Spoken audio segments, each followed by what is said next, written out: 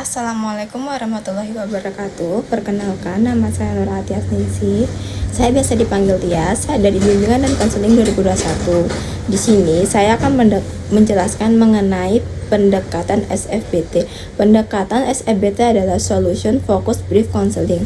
Ini merupakan pendekatan konseling yang didasari oleh suatu pandangan bahwa sejatinya kebenaran dan realitas bukanlah suatu yang bersifat absolut. Namun realitas dan kebenaran itu dapat dikonstruksikan. Pendekatan Solution Focused Brief Counseling SFBC ini berfokus pada pencarian solusi untuk mengatasi masalah dan melakukan suatu perubahan untuk bisa menjadi pribadi yang berkembang. Sama halnya konsep dari Caesar dalam Sobi dan Cavallo 2010 menyampaikan bahwa klien memiliki kemampuan yang diperlihatkan dan sumber daya untuk berubah dan konseling yang saling aktif ketika membangun solusi yang unik untuk klien. Nah, siapakah pendiri pendekatan SFBT ini? Salah satu pendekatan konseling dan psikoterapi ini dipengaruhi oleh pemikiran postmodern adalah pendekatan Solution Focused Brief Therapy. Dalam beberapa teratur, pendekatan SFBT juga disebut sebagai terapi construction terapi. Ada pula yang menyebutkan dengan terapi berfokus solusi. Pada tahun 1980-an sampai 1990, Steve Dancer, Insoni Kimberg, Bill dan juga memberikan kontribusi penting untuk SFBT. Banyak tokoh yang memberikan kontribusi terhadap perkembangan SFBT sejak tahun 1970-an, seperti Steve Dancer, Bill Honker, Michael Vanderdeef, dan Inso Kimberg. Pertama kali tulisan tentang brief terapi pada tahun 1970-an dan awal 1980-an. Yang memberikan kontribusi penting adalah Richard Fritz, John Wakefield, Paul Wakefield, dan George Peterson yang bekerja pada Mental Research Institute di Palo Alto. Secara filosofis, pendekatan SFBT didasari oleh suatu pandangan bahwa sejatinya kebenaran dan realitas bukanlah suatu yang bersifat absolut, namun realitas dan kebenaran ini dapat dikonstruksikan. Pada dasarnya, semua pengetahuan bersifat relatif karena ia selalu ditentukan oleh konstruksi budaya, bahasa, atau teori yang diterapkan pada suatu fenomena tertentu. Dengan demikian, realitas dan kebenaran yang kita bangun dikemukakan tersebut merupakan beberapa pandangan yang dikontrakan oleh para penganut konstruktivisme sosial yang mengembangkan paradigmanya berdasarkan filosofis postmodern.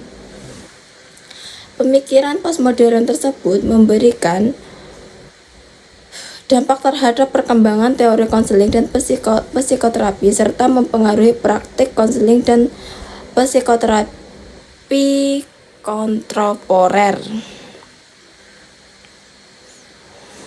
Nah, pribadi sehat dan pribadi bermasalah menurut SFBT.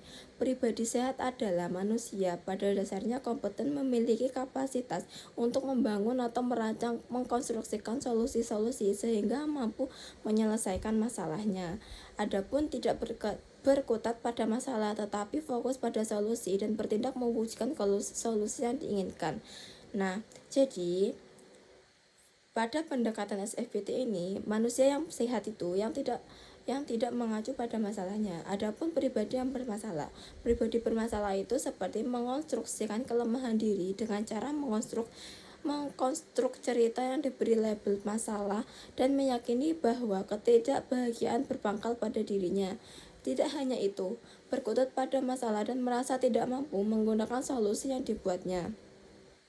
Adapun tujuan konseling dari SFBT ini, tujuan dari pendekatan SFBT ini adalah 1. Mengubah perilaku yang tidak sehat menjadi sehat. 2. Mengantar klien atau manusia meraih kehidupan yang lebih sehat dan lebih bahagia, baik masa kini maupun ke masa depan. Yang ketiga, membantu klien mengidentifikasi perubahan-perubahan yang diinginkan klien terjadi di dalam kehidupan mereka dan terus terjadi.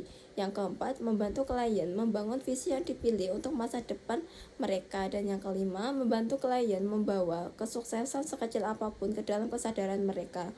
Adapun yang keenam, seperti membantu klien mengidentifikasi hal-hal yang baik untuk kehidupan mereka saat ini dan ke masa depan.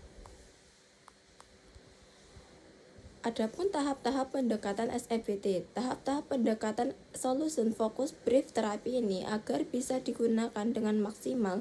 Tahapan tersebut menurut Seligman adalah 1. Establishing relationship, yaitu membangun hubungan yang baik dengan antara konselor dan konseli, membina hubungan baik antara konselor dengan konseli untuk berkolaborasi dengan menggunakan topik netral sehingga bisa membangun kemungkinan dan kekuatan konseli untuk membangun solusi.